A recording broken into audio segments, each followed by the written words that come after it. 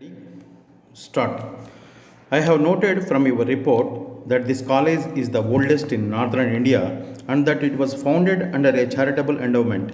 Any work that is undertaken in a spirit of righteousness is bound to succeed. It is the sincerity and high purpose of your founder which has flowered into the big institution from which innumerable students have gone out to serve their country. It is really a matter of pride for you to be associated with an institution having such a long and glorious history. I hope that you will continue to be inspired by the high purpose and sincerity with which this institution was founded originally. I am fully aware of the fact that in the educational system that we have inherited, there is little provision for character building and moral training of students. The result is that even those who are able to make considerable progress in the development of their mental faculties are not able to make similar progress in the moral sphere. I do not in the least suggest that the educated people of the present day lack character. My point of view is if there had been a great stress on character building as there is on intellectual development, we would have been far ahead of where we are today.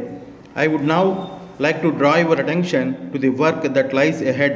Our generation of older men is now about to pass away, and one by one its members are departing. The void thus created has to be filled by the students of the present day. I feel that our generation was early fortunate in having been able to participate in the struggle for the freedom of our country. We did our utmost to win freedom and at long last succeeded. But this freedom would remain meaningless if the people of this country are not able to derive the maximum advantage and good out of it. The problems that face us today are many and multitudinous in character. The responsibility of tackling all these complicated problems has fallen on the shoulders of free India. It is now up to you to solve these problems in a way which may enable our people to hold their heads high. I may therefore say that our present task is much more difficult than that of the past.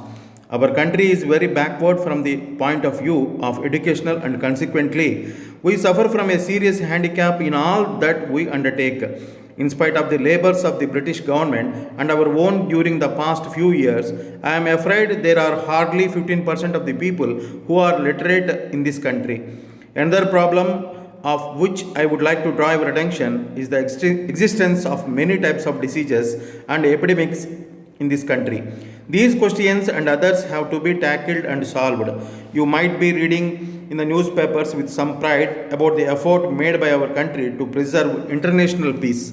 I hope and trust that our effort will succeed ultimately. One may well wonder as to why the nations of the world have regard and respect for our country in spite of the fact that ours is a poor and economically backward land. In my opinion, it is all due to the fact that we have been trying to follow the path that was laid down for us by the father of the nation, who was almost divinity incarnate and who had sacrificed himself for our good. If we remain firm and fast to this path and continue to follow in his footsteps, we shall always receive regard and respect.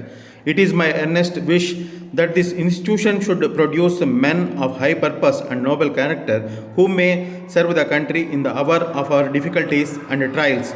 I hope that this college, which has been doing such fine service for so many years and which has produced many great men, would continue to serve our people with increasing success.